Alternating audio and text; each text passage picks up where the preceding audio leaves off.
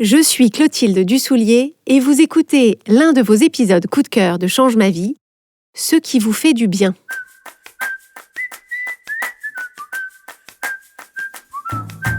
Au mois d'août, Change ma vie reste à vos côtés. Tout au long du mois, on vous propose une sélection de vos épisodes coup de cœur à écouter pour prendre soin de vous et de vos émotions cet été, que vous soyez en vacances, à la maison ou au bureau. Et ce n'est pas tout, on met aussi du soleil dans votre boîte mail. Chaque semaine, on vous envoie l'élan du lundi, un message à lire en 5 minutes top chrono pour démarrer chaque semaine avec clarté et énergie. Pour recevoir l'élan du lundi gratuitement dès la semaine prochaine, rendez-vous sur la page changemavie.com/inscription. Et maintenant, place à votre épisode coup de cœur. Dans l'épisode d'aujourd'hui, on va parler de quelque chose de fondamental et qui pourtant échappe à beaucoup de gens, et c'est votre capacité à savoir ce qui vous fait du bien et à le mettre en place quand vous en avez besoin. Alors pourquoi est-ce que je vous parle de ça ? Je vous parle de ça parce que j'ai pu constater dans mon expérience personnelle, dans mes échanges de coaching et aussi dans mon expérience de parent, que ce n'est pas quand ça ne va pas qu'on sait le mieux ce qui nous ferait du bien. Et la conséquence, c'est qu'on a beaucoup de mal à s'apporter ce qui nous ferait du bien au moment où on en aurait justement le plus besoin. Alors pour illustrer ça, je vais vous donner un exemple tiré de ma vie de parent et qui fera sans doute écho pour vous si vous côtoyez vous aussi des enfants.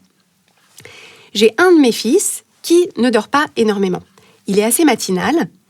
Et même quand on s'est couché tard ou qu'il s'est endormi tard pour une raison ou pour une autre, il se lève quand même assez tôt.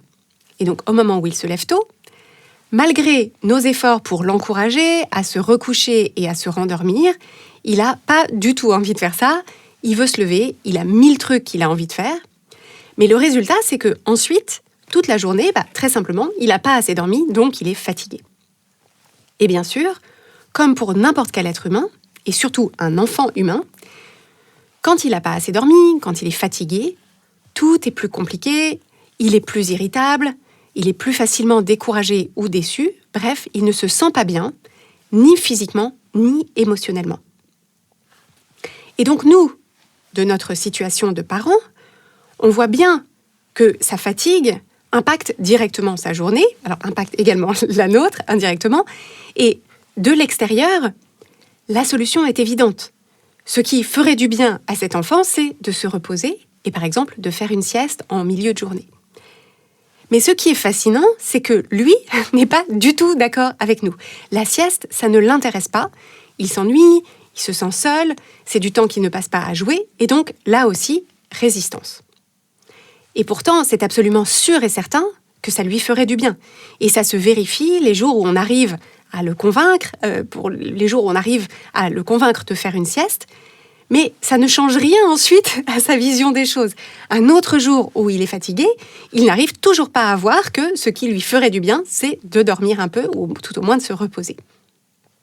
Alors bien sûr, il est encore très jeune, et on peut supposer qu'au fur et à mesure, il finira par associer ce ressenti de fatigue à la solution qu'on peut mettre en face, qui est la sieste. Mais c'est pas si sûr parce que je constate qu'on est nombreux et nombreuses à l'âge adulte à avoir cette même déconnexion de nous-mêmes dans les moments où ça ne va pas, cette même difficulté à savoir ce qui nous ferait du bien et donc cette même difficulté à se l'apporter pour adoucir notre difficulté et nous sentir mieux. Alors quand je parle de moments où ça ne va pas, je parle des moments où on se sent dans une énergie basse, que ce soit physiquement ou émotionnellement. Donc, ça peut être les moments où on est en manque de sommeil, les moments où notre alimentation, notre niveau d'activité physique, notre degré de santé ou de forme ne sont pas optimaux, et donc on le ressent dans notre corps. Ça peut être aussi les moments où on se sent découragé par rapport à une situation qu'on rencontre dans notre vie.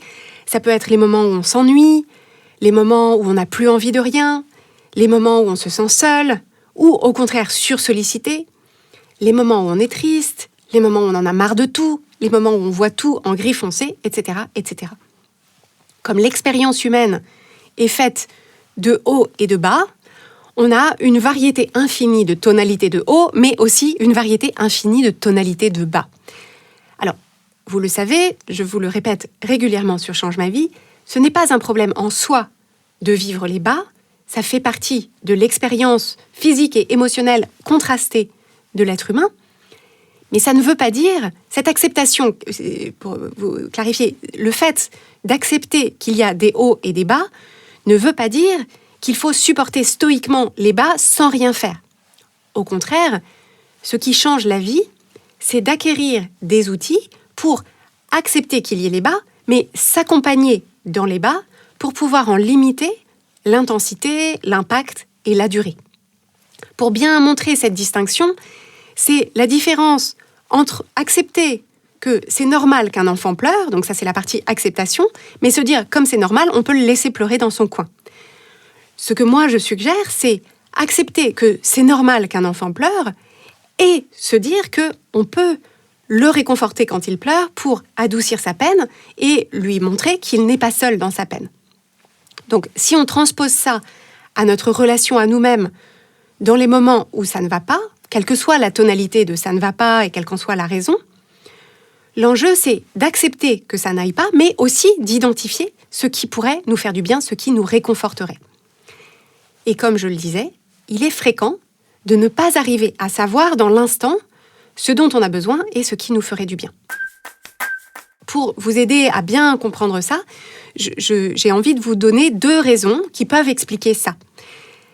La première raison, c'est que dans ces moments-là, dans les moments où ça ne va pas, on est justement dans une énergie physique ou émotionnelle basse, ce qui signifie que nos capacités de réflexion, notre capacité à prendre du recul sur ce qui ne va pas et donc à puiser dans nos ressources, ces capacités-là sont limitées. En fait, pour prendre une image, quand on est au fond du puits, en fait, on a beaucoup de mal à se jeter une corde à nous-mêmes pour en sortir. La seconde raison, c'est qu'on a tellement de résistance à ces moments où ça ne va pas, ils nous sont tellement pénibles et on se juge tellement de les vivre que dès qu'ils sont passés, on se dépêche de les oublier et on évite d'y repenser. Mais en réalité, si on se dépêche de passer à autre chose, en fait, on n'apprend rien de ces moments-là. On n'apprend pas ce qui nous a conduit ou conduite à ces difficultés et on n'apprend pas non plus ce qui nous a aidés à les dépasser. Et on se prive d'apprendre ce qui nous a fait du bien quand on en avait besoin.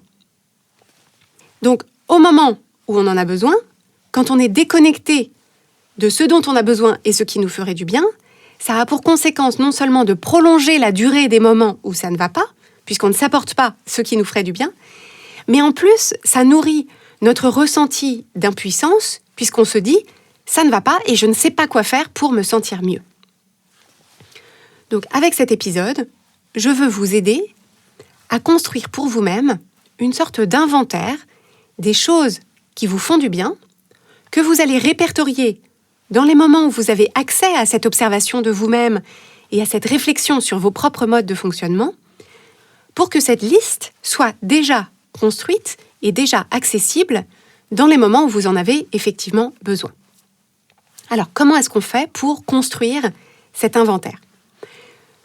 Vous pouvez démarrer avec ce que vous savez déjà de vous-même. Donc, je vous propose d'identifier 1 ou 2 types de moments de difficulté que vous êtes le ou la plus susceptible de rencontrer parmi les différents cas de figure, les différents types de difficultés que je vous ai listés, ou d'autres auxquels vous pourriez penser. Donc peut-être parmi vous, pour certaines personnes, ce qui se produit le plus souvent, et qui peut être le plus problématique, ce sera le sentiment de solitude ou l'ennui. Pour d'autres, ce sera le manque de sommeil, ou alors les moments de découragement ou les coups de blues. Alors pour ce qui me concerne, les difficultés qui sont les plus susceptibles de me concerner, c'est d'une part l'anxiété, quand mon cerveau part en anticipation sur toutes sortes de choses qui pourraient mal se passer, et d'autre part, la sursollicitation relationnelle ou sensorielle, quand j'ai été dans des environnements trop bruyants, trop agités, avec trop de gens trop longtemps. Donc, d'abord, vous identifiez 1 ou 2 types de difficultés, et ce que vous allez faire ensuite, c'est vous connecter à la façon dont vous vous sentez physiquement dans ces moments-là. Donc, pensez à ce type de difficulté. Essayez de vous souvenir la dernière fois que vous avez rencontré cette difficulté. Quel est le ressenti physique que vous associez à ça pour apprendre à reconnaître cette sensation lorsqu'elle survient et apprendre à l'identifier plus rapidement. Donc ça, c'est très important de répertorier le lien entre le ressenti physique d'une difficulté et finalement l'étiquetage que vous pouvez mettre dessus. Ah tiens, je me sens comme ça parce que je m'ennuie. Je me sens comme ça parce que je me sens découragée. Je me sens comme ça parce que je me sens sursollicitée. Première chose, apprendre à reconnaître cette sensation physique. Et ensuite, vous allez essayer de vous souvenir, dans ces situations-là, quand vous vous sentez comme ça, qu'est-ce qui a pu vous faire du bien par le passé ? Est-ce que la dernière fois, par exemple, vous avez appelé quelqu'un au téléphone et après ça allait mieux ? Ou est-ce que quelque chose vous a distrait ou distraite et après ça allait mieux ? Est-ce que vous aviez une course à faire et donc vous êtes sorti et vous êtes aperçu qu'au bout de 5 minutes de marche, ça allait mieux ? Est-ce que vous avez pensé à écrire dans votre carnet, à faire un moment de méditation, à faire un moment de tapping, donc cette technique de libération émotionnelle dont je parle dans un épisode de Change ma vie, et après, ça allait mieux. Donc, repartez dans le passé et remarquez empiriquement quelques pistes qui ont pu marcher pour vous à ces moments-là, pour nourrir votre bibliothèque de choses qui vous font du bien, pour les avoir à portée de main à partir de maintenant, quand vous reconnaissez ce ressenti. Donc, pour illustrer avec un exemple, l'état de sursollicitation dont je vous ai parlé et auquel je suis sujette, en fait, ce n'est qu'assez récemment que j'ai identifié le mécanisme. Avant ça, je n'avais pas réellement repéré le lien entre ces situations et la façon dont je me sentais parfois. Le ressenti que j'associe à ça, c'est je me sens complètement drainée de mon énergie et j'ai une sorte d'irritabilité diffuse que je ne comprenais pas vraiment. Et cette irritabilité diffuse pouvait me conduire à être assez désagréable. Et ensuite, le deuxième étage du bus, c'est que je m'en voulais d'avoir été désagréable parce que je ne comprenais pas pourquoi je me sentais irritable. Les gens autour de moi n'avaient rien fait de spécial, mais donc voilà, je culpabilisais d'avoir été désagréable. En observant mieux ce qui se passait dans ces moments-là, en fait, j'ai pu m'apercevoir que ce ressenti se manifestait systématiquement après avoir eu, par exemple, des invités toute une après-midi à la maison, ou après une journée entière à faire des choses avec mes enfants où il avait fallu régler des disputes, gérer mon fils qui n'avait pas assez bien dormi, etc. Ou après une semaine où j'ai eu beaucoup de réunions, de rendez-vous, de liens avec le monde extérieur ou avec les autres. Et dans ces cas de figure, j'ai pu identifier qu'en fait, mon seuil de sollicitation était largement dépassé. Et dans ces moments-là, j'ai un besoin physique de trouver la coquille la plus proche dans laquelle retrouver le calme et la solitude. Et si je ne m'apporte pas cette bulle de calme et de solitude, ce qui est intéressant, c'est que c'est mon irritabilité qui se charge de faire le vide autour de moi. Et ça, quand je m'en suis aperçue, je me suis dit, ça illustre vraiment bien l'intelligence intrinsèque de nos mécanismes émotionnels. En fait, mon irritabilité, c'est mon corps qui dit, en fait, si tu ne me mets pas dans une bulle de calme et de solitude, je vais te forcer à avoir un comportement qui va faire le vide autour de toi pour qu'on puisse être calme et seul. Donc, c'est vraiment précieux pour moi d'avoir compris ça, parce que maintenant, je repère le ressenti bien plus rapidement, je décode ce que ce ressenti veut réellement dire, et au lieu de me laisser tremper dans cet inconfort et au risque d'envoyer bouler des gens qui n'ont rien fait de spécial pour créer ce ressenti, eh bien, je suis en mesure de m'apporter ce qui me fait du bien et ce dont j'ai besoin à ce moment-là, qui est du calme et de la solitude. Je me souviens, par exemple, l'été dernier, on avait reçu dans notre maison de location des amis qui étaient de passage dans notre coin toute une après-midi. Donc, il y avait du monde, il y avait des enfants partout, il y avait des restes de trucs, de repas, il y en avait partout, il y avait du monde, il y avait des cris, il y avait des conversations, de l'agitation, etc. Et à un moment, j'ai senti mes voyants passer à l'orange bien mûr. Et donc, ce que j'ai fait, c'est que je suis allée me réfugier dans la buanderie. Je suis allée, j'en ai profité pour plier le linge, j'ai écouté un podcast, j'ai respiré un peu, j'ai ri avec moi-même de ce besoin de me cacher dans la buanderie de mes propres invités. Et au bout d'un petit moment, j'ai pu 10 minutes, un quart d'heure, je suis ressortie et je me sentais beaucoup mieux. Et donc, savoir ça de moi me permet aussi de communiquer avec mon entourage. Dans les moments où je commence à me sentir comme ça, je peux dire très simplement à mes enfants ou à mon mari, c'est pas vous, c'est moi. J'ai juste besoin d'un petit moment pour recharger mes batteries. Et donc, je vais par exemple lire 10 minutes dans la chambre, porte fermée, et je reviens après en étant à nouveau disponible. Ça marche bien, j'ai pas besoin d'être désagréable, personne ne le prend personnellement. Et je pense que ça envoie aussi un message important à mes enfants, ça les autorise à honorer leur propre mode de fonctionnement. D'ailleurs, un de mes enfants a un petit peu le même sur la sursollicitation et le besoin d'avoir sa bulle. Et donc, ça les autorise à s'apporter, eux, ce dont ils ont le plus besoin au moment où ils en ont besoin. Donc ça, c'est le premier moyen que je vous confie, de constituer cet inventaire de ce qui vous fait du bien. Recherchez dans vos expériences passées ce qui a pu vous aider à traverser plus confortablement ou plus rapidement certains moments de difficulté. Le second moyen, c'est d'observer dans votre vie quotidienne le plaisir et la connexion à vous-même ou aux autres que certaines activités vous apportent. Donc pour certaines personnes, ce plaisir et cette connexion à elles-mêmes et ou aux autres, elles peuvent le trouver dans le sport, dans le mouvement, comme par exemple marcher ou danser. Ça peut être le repos, une sieste par exemple, même s'il s'agit de fermer les yeux 5 minutes. Ça peut être aussi la lecture, l'écriture, ça peut être une activité artistique ou manuelle. Pour beaucoup de gens, écouter de la musique, ça leur apporte ce plaisir et cette connexion à elles-mêmes, à leur corps, à cette sensorialité. Il y a la vibration de la musique qui a un vrai effet de plaisir et de connexion pour le corps. Ça peut être aussi le jeu, donc ça peut être des jeux qu'on fait seul ou des jeux avec d'autres personnes. Ça peut être aussi la connexion ou le jeu avec un animal familier. Ça peut être source de plaisir et de connexion à soi-même et, alors pas aux autres, mais à un autre être vivant. Et là où cet exercice est intéressant, c'est que ces activités-là ne sont pas nécessairement celles auxquelles vous penseriez au moment où ça ne va pas, parce qu'au moment où ça ne va pas, ces activités-là ne vous paraissent pas forcément être une réponse directe à l'inconfort que vous traversez. Pourtant, si vous en avez la ressource dans l'instant, c'est une bonne idée d'avoir ce type d'activité dans votre inventaire de ce qui vous fait du bien et de penser à vous en offrir une, parce que vous savez que par le plaisir et la connexion qu'elles vous apportent, elles vous permettront de vous sentir mieux. Donc pour vous donner un autre exemple issu de ma propre expérience, j'ai remarqué en faisant cet exercice pour moi-même que cuisiner m'apporte beaucoup de plaisir et de connexion à moi-même et aux autres. Alors, je n'ai pas remarqué récemment que cuisiner m'apportait beaucoup de plaisir. Ça a été mon métier pendant 15 ans, donc je sais que j'aime ça. Mais je me suis aperçue que ça faisait partie des activités qui, au-delà d'avoir été mon métier pendant longtemps et d'être une activité que j'aime bien, c'est une activité qui joue ce rôle pour moi parce que ça mobilise tous mes sens. Ça me permet d'être présente et engagée dans quelque chose de simple qui est juste devant moi.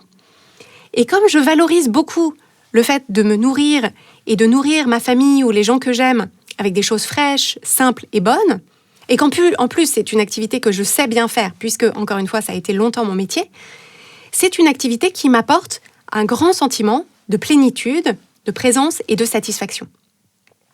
Mais ce qui est intéressant, c'est que dans les moments où je suis, par exemple, anxieuse, ou quand j'ai un coup de blues, ou quand je suis contrariée, je ne penserai pas spontanément à cuisiner, parce que dans l'instant, ça ne me semble pas être une réponse directe à mon anxiété, à mon coup de blues ou à ma contrariété. Mais comme j'ai répertorié cette activité de cuisiner comme quelque chose qui me fait du bien, j'arrive maintenant à me dire, quand ça ne va pas très bien, je me dis, prépare un truc pour le dîner et tu verras, ça te fera du bien. Et effectivement, ça marche pratiquement à tous les coups, parce que ça ne va pas bien pour une certaine raison, mais je me mets à préparer les choses pour un repas, faire une grande salade. Ça me sort de ma tête, ça me reconnecte à quelque chose de frais, simple, bon, satisfaisant, et ça me redonne de l'énergie.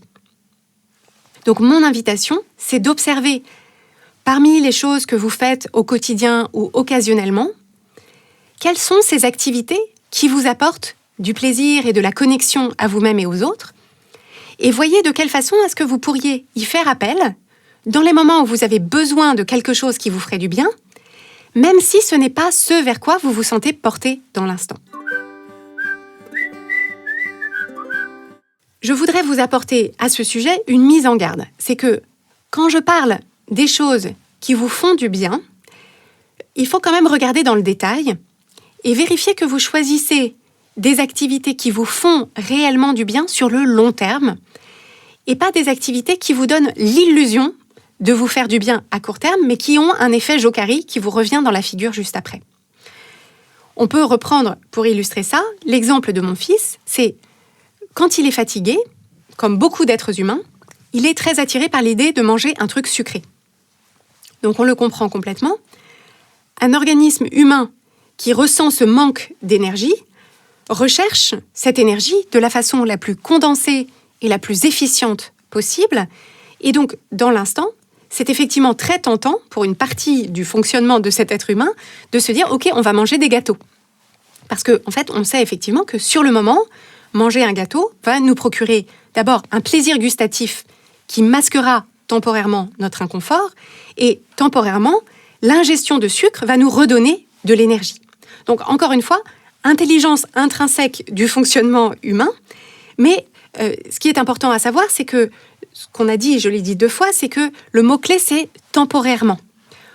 En réalité, manger du sucre quand ça ne va pas, c'est une fausse bonne idée parce que l'impression que ça fait du bien ne dure que très peu de temps et on sait qu'il y aura un retour de bâton juste après, c'est-à-dire que après avoir mangé un truc sucré, pour beaucoup d'entre nous, et je gage que les personnes qui ne le remarquent pas, peut-être en étant plus attentifs ou attentives, le remarqueraient aussi, après avoir mangé un truc sucré, on se sent, au bout d'un petit moment, encore moins bien physiquement, encore plus irritable ou encore plus déprimé, surtout quand on était déjà fatigué et en énergie basse au départ.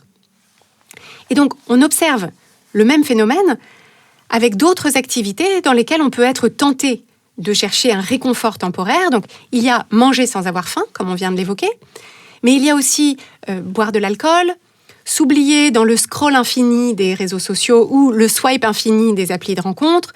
On peut retrouver le même phénomène avec enchaîner les épisodes de séries jusque tard dans la nuit, se faire aspirer pendant des heures par un jeu vidéo dont on ressort les yeux comme dans les dessins animés avec des espèces de spirales d'hypnose. Donc, toutes ces activités peuvent effectivement, dans l'instant, nous apporter un moment de répit et une impression que ça va mieux. Le problème, c'est que c'est un mieux qui est artificiel. En réalité, quand on fait ces choses-là, on se sent mieux parce qu'on s'est déconnecté de soi. On se sent mieux parce qu'on a anesthésié temporairement ce qui n'allait pas, mais en réalité, on ne l'a ni adouci, ni soigné, ni résolu.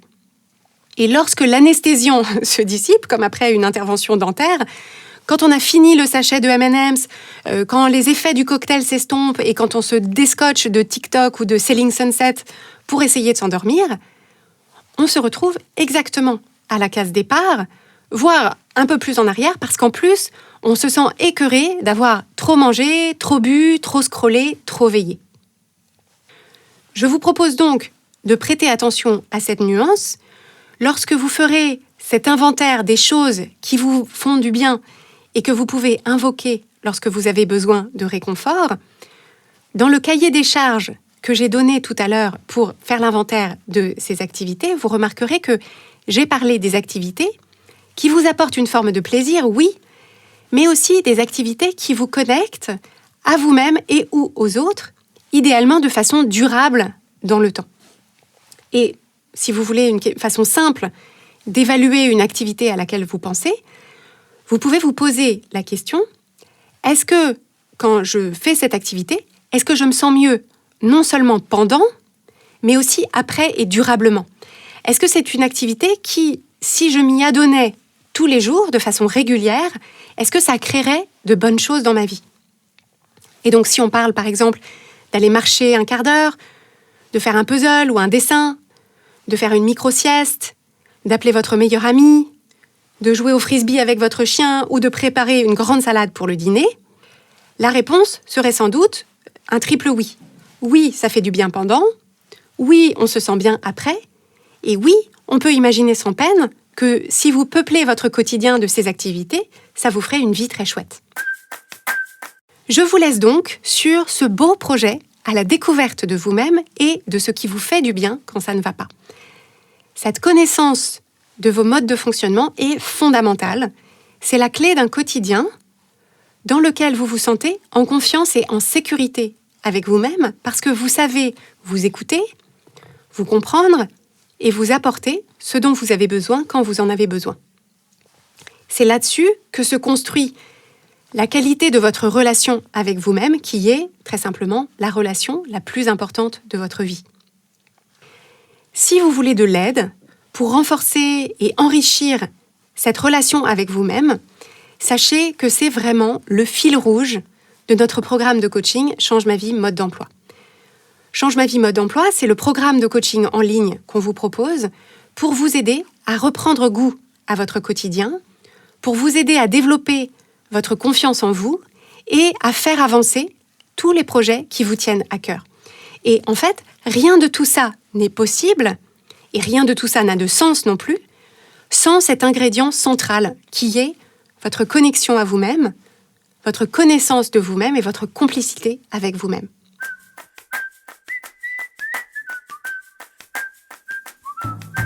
Si vous écoutez le podcast Change ma vie, c'est sans doute que vous vous posez beaucoup de questions. Qui vous êtes vraiment ? Où vous en êtes ? Et est-ce que vous faites les bons choix ? Vous êtes sans doute une personne sensible, avec beaucoup d'émotions, qui vous encombrent parfois. Vous avez toujours à cœur de bien faire et vous vous mettez beaucoup la pression. Mais vous vous apercevez que ce mode de fonctionnement hyper exigeant vous coûte cher. Vous ressentez beaucoup d'anxiété, votre quotidien et vos relations manquent cruellement de légèreté, et malgré vos efforts, vous n'arrivez pas à vous sentir juste bien, tranquille avec qui vous êtes et ce que vous faites. À force d'être dans votre tête tout le temps, vous passez à côté de la vie épanouie et alignée que vous pourriez vivre dès maintenant. Si vous vous reconnaissez dans cette description, sachez que je vous comprends à 1000% et que le coaching Change ma vie va vous aider comme il a aidé les milliers de personnes qu'on a déjà accompagnées. En rejoignant le programme de coaching Change ma vie mode d'emploi, vous allez ressentir dès le début le soulagement immense de savoir que vous n'êtes pas seul et qu'il y a des solutions simples pour retrouver votre sérénité et votre énergie. Avec l'équipe des coachs certifiés Change ma vie, on sera à vos côtés au quotidien pour construire avec vous un plan d'action concret qui vous permettra de dissiper enfin le brouillard et les doutes, de savoir clairement ce que vous voulez et d'oser aller le chercher. Pour en savoir plus sur le coaching Change ma vie et comment vous inscrire, rendez-vous sur changemavie.com/coaching.